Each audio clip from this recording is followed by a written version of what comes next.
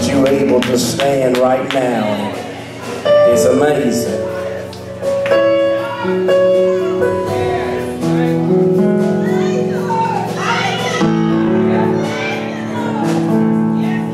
For real, he is miraculous. For real, he's wondrous. For real, he's glorious. The God we serve is amazing. Yes, Sister Erica, I'm a witness. He's amazing. I want to ask today if you might travel with us to the book of Judges, chapter number 6. The book of Judges, chapter number 6. We desire today to commence reading there in verse number 1. We're in the Old Testament on today, the book of Judges, chapter 6. We're going to read there. Begin reading at verse number 1. We're not going to read it all, but due to our limitations on time, we want to read verses 1 through 6. As there is a word from the Lord for his people on today. The book of Judges, chapter number 6. And if you didn't bring your Bible, we're going to bring the Bible to you via our screen. Beginning there at verse number 1. And it's there that we find these words recorded. The Israelites did evil in the eyes of the Lord, and for 7 years he gave them into the hands of the Midianites. Because the power of Midian was so oppressive, the Israelites prepared shelters for themselves in mountain clefts, caves, and strongholds. Whenever the Israelites planted their crops, the Midianites, Amalekites, and other eastern peoples invaded the country. They camped on the land and ruined the crops all the way to Gaza, and did not spare a living thing for Israel, neither sheep, nor cattle, nor donkeys. They came up with their livestock and their tents like swarms of locusts. It was impossible to count them or their camels. They invaded the land to ravage it. Midian so impoverished the Israelites that they cried out to the Lord for help. And for a few moments, I want to use for a subject or theme on today. God is about to use you. You may be seated in the presence of the Lord. I've come by to speak to some of you that are in this place right now.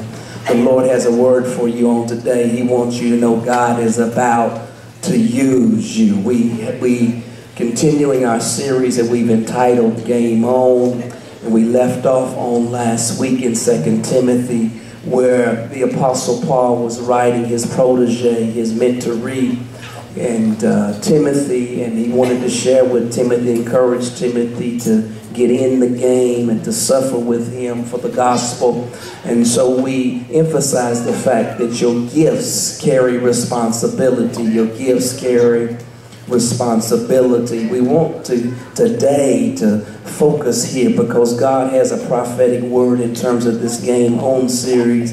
But you need to understand that although you've dug deep this year, you did that, and God said that you'll send your prophet, your God man, to say Game On. And you're saying, where are we going? God wants to use you at a whole nother level.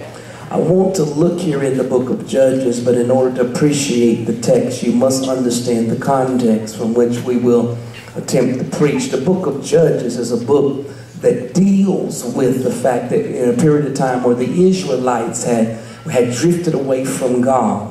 They had drifted away, and God is somewhat vexed with the Israelites because the Israelites do right for a moment, then they turn around and do wrong. They kind of focus Amy for a minute, but then they lose their focus. The theme of the book is found in chapter 21, verse 25. Chapter 21, verse 25 is the theme of the whole book of Judges, where it says, in those days, Israel had no king. Everyone did as he saw fit. The other nations around Israel had kings, and part of them, some of them wanted to have a king as well, but God didn't want them to have a king at this time.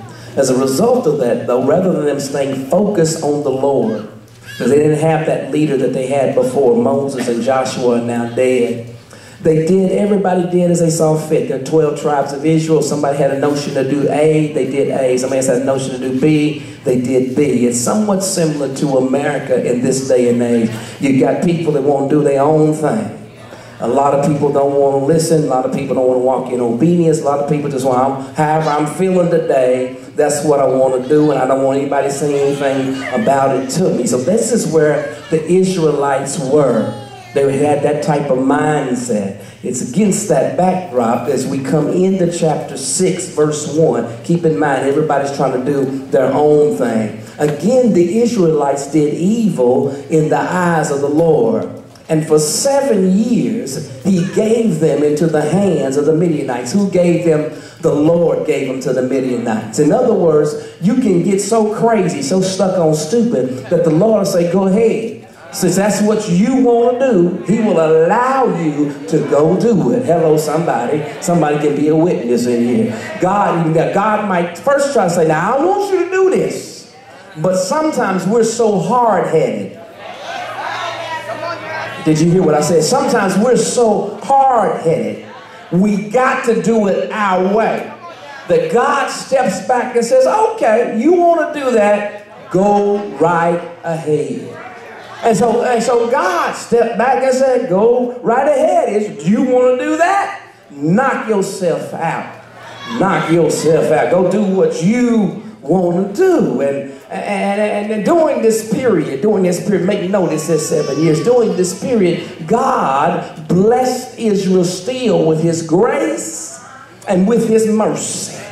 Because he watched over them despite the fact, Brother Hinton, that they were doing their own thing. Now, some of us ought to shout because we've been there as well. God watched over us. Even when we did our own thing. Who am I talking to in here? Yeah. You were doing what you wanted to do independent of what God said. And God still granted you grace and mercy. Now, Brother Darrell, how in the world can that happen? Glad you asked. It happens because God keeps his promises.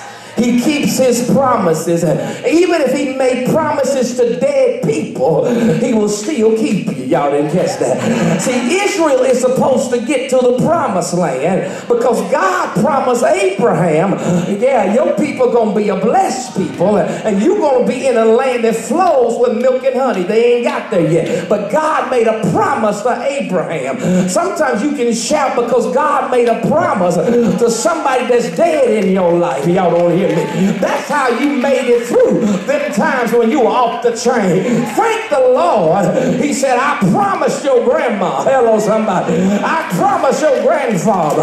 I promised your great uncle. Y'all ain't hearing me in here. You ought not sit up in here and act like you got here on your own prayers. Somebody here know God just honored some promises that he made to some people way back in my past. If it had not been for the Lord who was on my side, I wouldn't be here right now. Now I got shouting happy because I just started thinking that if the God I serve will honor promises to dead folk, you ought to know he'll honor promises to living people. Can I get a witness up in here? Yeah. I got to thinking about that thing. If God did it for somebody, he could have played it off and said, well, that's over. But he said, no, I'm still going to bless. Hello, somebody. Some of you that are parents, man, you better shout in Jesus' name. Quit worrying about your kids. If God gave you a promise, you better know that they turn around gonna happen. I don't care what crack house they in now. You better know God gonna bring them out. If he told you, he'll bring it to pass.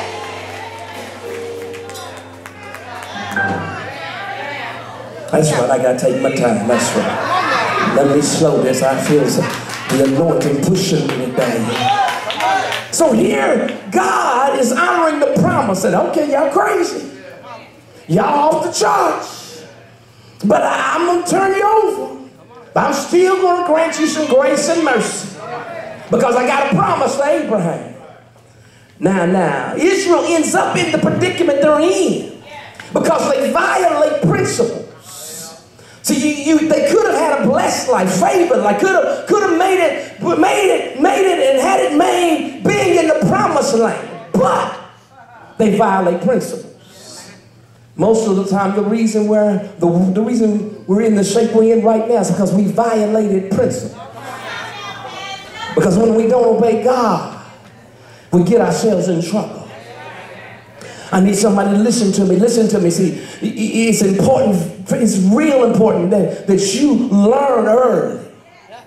Yeah. If you can grab some discipline early, then you won't have to pay the price of consequences later. I think I said something. I said, listen to me, young people. If you will learn to gain some discipline early in life, said, I'm going to flow with the principles, then it will save you from paying the price for pain down the road. Now understand this, I'm going to keep it raw, real, and relevant. There's going to be pain on both sides now. There's pain of being in control, because you got to discipline yourself. But if you don't get that, you're going to have the pain of being out of control. And that's going to be worse down the road. Y'all still looking at me strange. You got to, young people, you got to say, let me get it right up front. I may not be the most popular among some other folk around me, but it's going to save me some pain down the road. Did I just say something? Am I helping anybody? Let me give it to you in simple terms. See, if you, when it comes to good health, you got to follow principles. If you eat what you want, when you want, how much you want, hello somebody, early on. Come on somebody. You don't have any discipline about eating. You just eat just 3 meals and some snacks. All the cookies you want. Hello somebody. You're going to have to pay the consequences. Come on now. Think about it. If you just eat all the sausage and bacon and pork chops and chitlins that you want, down the road, baby, there's going to be some consequences. Yeah, amen. Amen. I'm being raw, real, and relevant with you. You just can't do all you want to and then expect on the back end you ain't going to suffer from heart disease, high blood pressure, sugar diabetes. There's a principle here. You got to follow the principle. If you don't follow the principle, there are consequences. Somebody say consequences. Yeah, look like you might be kind of get this thing. There are consequences. If you jump on the highway right now, jump on 465, and you driving 80, 85, and the speed limit 55, the police pull you over because there are consequences. Ain't no sense you getting mad with officers, man. Why you picking on me? He ain't picking on you. There are consequences. Consequences to your action. That's why you should have left earlier. Somebody say amen. There are consequences. There are consequences. Even in finances, there are consequences. If you don't do right, there are going to be consequences. You got to follow the principles. You got to follow. If you don't follow the principles with your money, you're going to be broke. If you make up in your mind, I'm going to spend what I want to, when I want to, where I want to, get what I want, when I got it, and you know you got bills coming, you ain't saving no money, you're going to be broke. I'm making this very practical for us. You got to follow the principles. It don't matter how much money you make. If you don't follow the principles, you still end up broke. Come here, Vince Young. Come here, Allen Iverson. One of my nephew's favorite players. Come here, Evander Holyfield. These men have made over $250 million. And now they are. Matter of fact, statistics say that 80% of professional ball players, 5 years after they get out of the league, end up. Why? Because they violate the principles of finance. So it's not about how much you make. If you ain't got enough sense to follow the principles, you end up in the same boat.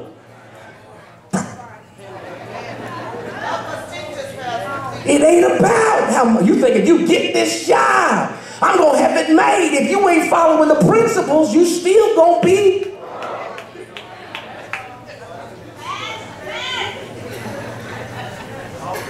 Ain't that crazy? Make $250 million and be broke. That make you cuss and do some more stuff. Because you violated principles. Y'all looking at me strange. I'm glad you said, come on. If you're going to be married, you got to follow principles. Amen. Don't be trying to get married, you're not going to follow principles. You got to follow principles. Look in the mirror and think about yourself. You know you're a little bit off the chart. Who's going to stay with you when you ain't going to follow principles? Ask yourself, who's going to stay with me? And I ain't going to follow principles. You got to follow some principles like be faithful. There's some basic principles in here. You got to be faithful. Don't be saying, I'm going to go out with who I want to go out with, when I want to go out with them. I'm going to stay married. You out your mind. You ain't that fine.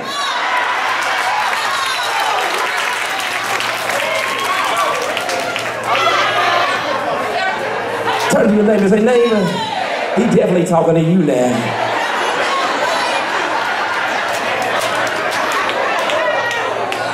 You got to follow principles.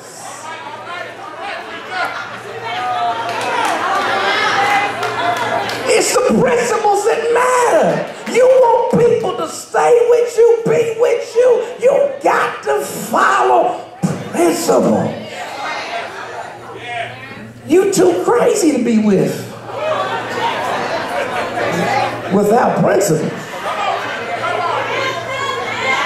You want people to honor them vows, them principles in there now. In sickness and in health. It don't work. People want to, why would go? Because you got to follow principles. Turn to the other neighbor and say, neighbor, he's helping us today. He's helping us today. Because you got to follow principles.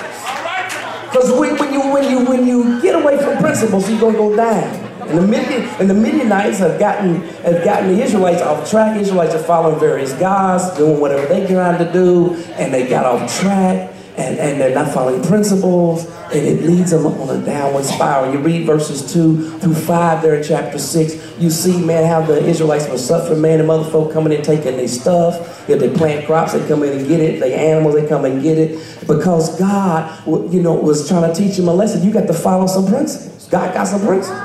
You follow his principles, he will bless you. You don't follow his principles, man, you got a tough life. And that's what the Israelites was. And they were suffering. Sister Monisa, and man, they're going through.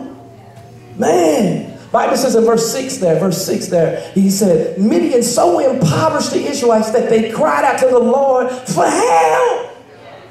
Man, I got to give the Israelites credit. Some of us ain't got this yet. They said, wait a minute now. We've been suffering. Help!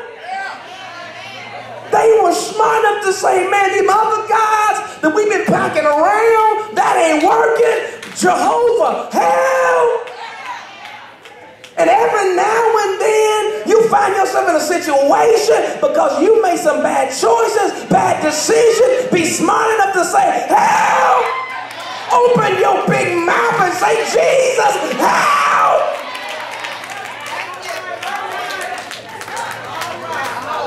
Don't have so much pride you can't open your mouth and say, Lord, help me! Right now. We living in this day and age that we're going to blame somebody else.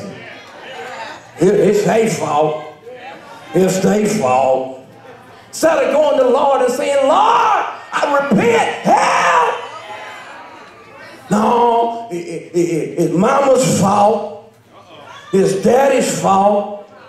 Man, that man was foolish, Pastor. It's his fault. He's over there, no, that woman is crazy, Pastor. It's her fault. When you ought to just open your mouth and say, Lord, help. Quit trying to blame somebody else and think about this thing rationally. Think about it. Think about it. Think about it. Now, if you got with the fool, who chose them? And so if you got with the fool and you chose them, what does that make you?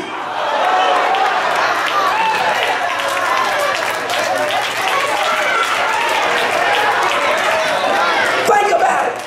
This ain't complicated. Break that thing down. You picked them. You got all these names for them. Now ask yourself the question, what does that make you? All right, we're going to be all right over here. We're going to be all right. All right, mediate over there, Brother Dix. Mediate. Amen. Amen. Mediate. We want peace. She pointing her finger.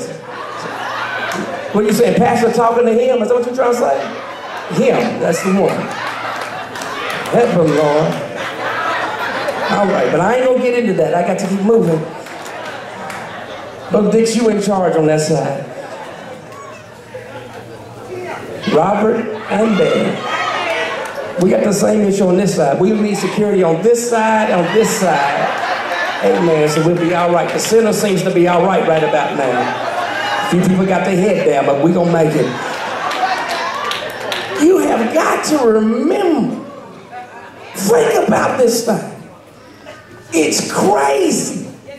You know, it's one thing when we mess up, we get it wrong, but it's crazy to stay there. Why did I say, Lord, help? Now, some of us in here can be honest enough. Have you ever been in a situation?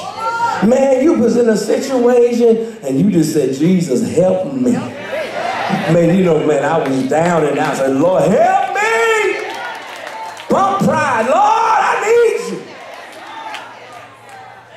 Yeah, all night long. I'm with you, Mike, more than once. Had to cry out. Israel was smart enough to say, we're not going to stay this way. We're going to cry out to the Lord for help. Because he was the one that's been keeping us anyhow. Surely he ain't so mad he won't listen. Help! It's all right to open your mouth and holler help. Because sometimes in life we don't always get it right. And we got to be real enough with ourselves to say, man, I made a bad decision, a bad choice. Lord, help me. All right now. Because I was over here picking something and I should have said, wait on you, Lord, on that. Help. Man. And because they were wise enough, listen to me now, to holler for help. The Bible says in the next verse, God showed up. When the Israelites cried to the Lord because of Midian, because Midian was putting a squeeze on them, he sent them a prophet. He sent them a man of God, and the man of God said, this is what the Lord, the God of Israel says, I brought you up out of Egypt, out of the land of slavery. He took them back and said, now remember now, hey, I'm the one that brought, this God that you serve is the one that brought you out. See, he had to get them ready to go forward by remembering what the Lord had done in their life. Come on now, come on. To go back to the promise that God had made and what God had done and how he had brought them from a mighty long way. See, sometimes we forget and we have to remind ourselves that the Lord has been on our side. Help me somebody. That he brought us a mighty long ways. We didn't bring ourselves. Hello somebody. Sometimes we want to give other folk credit when we ought to be giving God the praise and the glory. Because if it wasn't for him, we would not be where we are. And guess what? That is amazing. Hello somebody. It's amazing what God has brought you through and you still alive, that you didn't die, you didn't shoot yourself. Hello somebody. You didn't lose your mind completely. but you held on to God's unchanging hand. And so the prophet, the man of God, said, hey, y'all, remember the Lord who brought you out. The Bible says there in verse number 12, catch this, when the angel of the Lord appeared, the prophet, the angel of the Lord shows up, they go to Gideon. And Gideon professes as he's going to be the one used to bring the people back to God. The Lord is with you, mighty warrior. Now I need you to catch this and I'm going to get up out of here. God comes to Gideon in verse 11. We learned that he was thrashing. He was out farming, if you will. And the reason we got this game on, so you got to understand this, is that God blesses those that are working, that are doing something, that are trying to go somewhere. Did you hear what I said? Guess what God does? I want you to think that thing through. Look and think through your Bible. Those of you that have seen the movie, The 10 Commandments, what was Moses doing when God got him? Working. He was doing something. He was working. What was David doing when God went and got him? What was Jeremiah doing when God went and selected him? Hello, somebody. He was doing something, brethren. You need to catch this. Women don't want a man, hello, somebody, who ain't doing nothing, ain't trying to do nothing, ain't going nowhere, and can't handle no business.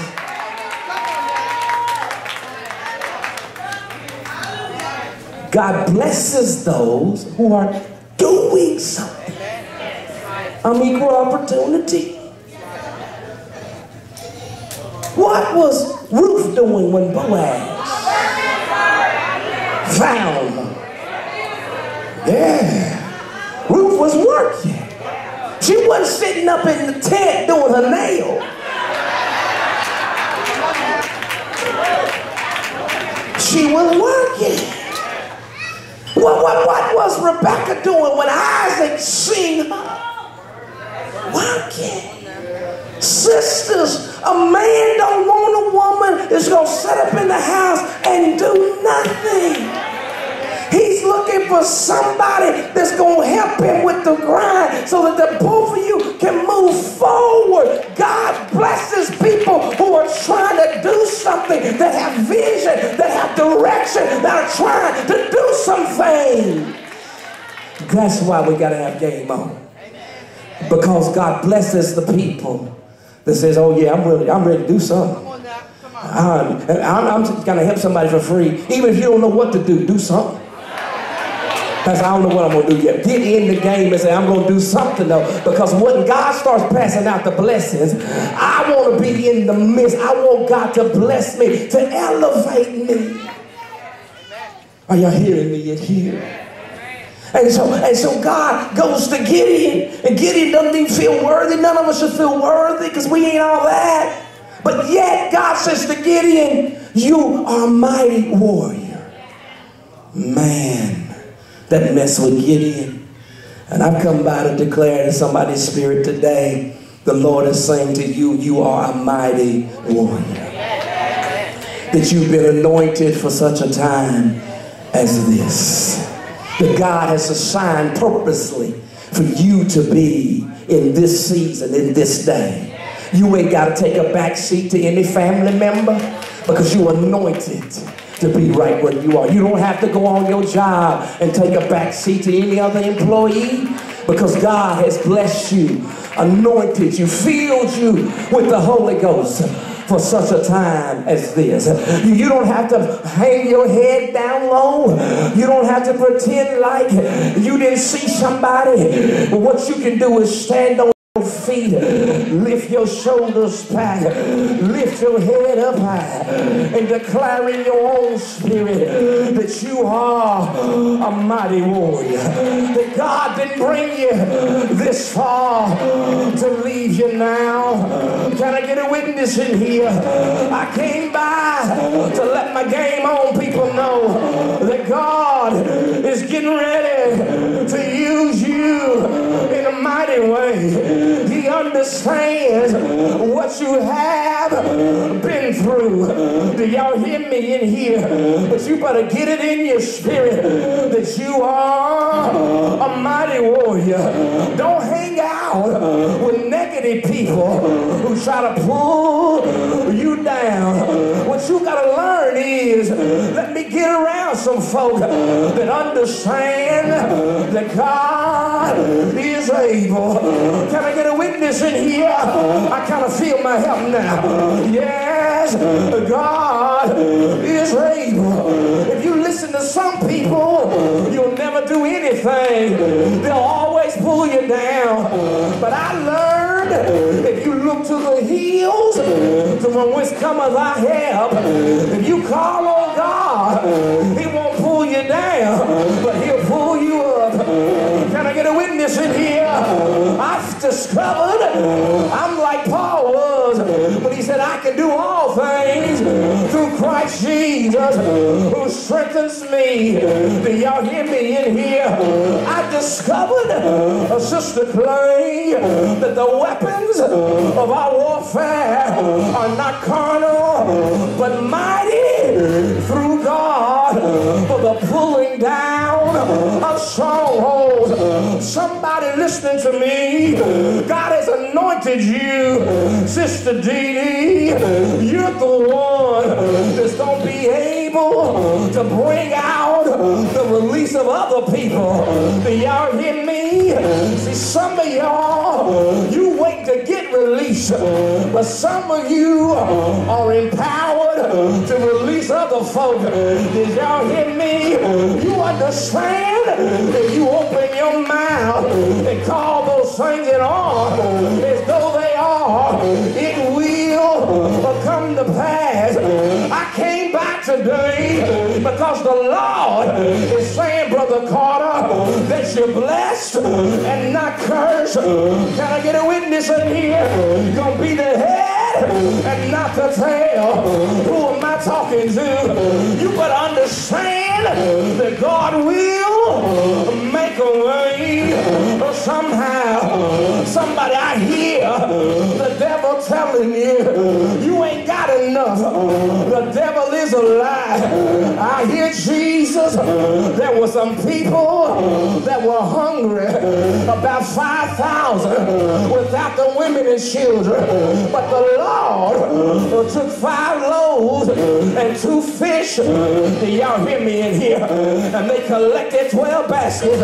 What you saying, preacher? The Lord is going to take your little and leave you some leftovers. Did you hear me in here? God is getting ready. Yes, He is, to do some stuff that's going to be miraculous. That's going to be amazing in your life. He's looking for some people that's got some unusual faith, that's been seeking God for some unusual stuff, because He wants to do some things in your life. He wants to get the glory, because He knows all the haters are looking at you. All your enemies are looking at you. But God is getting ready to use you like never before. Do y'all hear me in here? Who am I talking to? I know you've been counted out, but the Lord sent this prophet by to let you know you've been counted in. I got to leave you here. Just a few folk. This is just for a few people. The Bible said in verse 1, it was 7 years. Well, somebody in here, since 2005, you've been catching hell. It's been this job and that job. It's been this relationship, that relationship. Well, God sent me by to tell you, you in December, the last month of your suffering, God is getting ready to use you. You're going to a whole nother level. He's going to open the windows of heaven and pull you out blessing, and pull you out favor, and pull you out anointing like never before. Who am I talking to? You've been through some stuff, but you feel a breakthrough coming your way. Somebody didn't hear me. I said a breakthrough, not a breakdown. The devil thinks it's going to be a breakdown, but I feel the Holy Ghost. It's going to be a breakthrough. God's going to do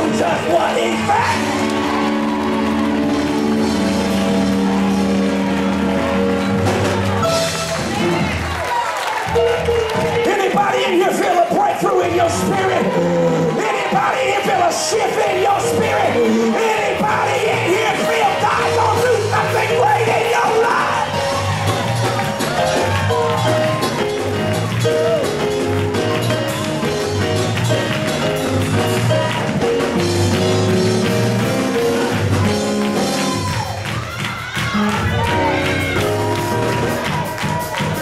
Somebody ought to catch this thing.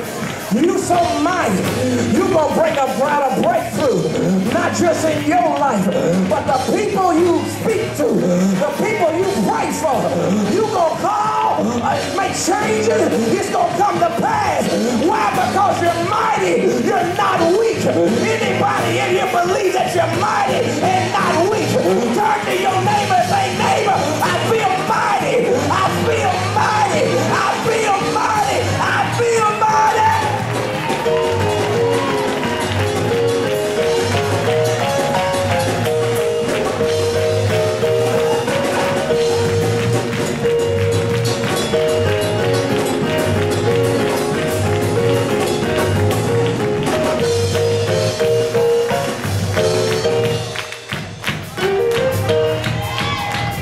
I dare somebody in here, you came in today.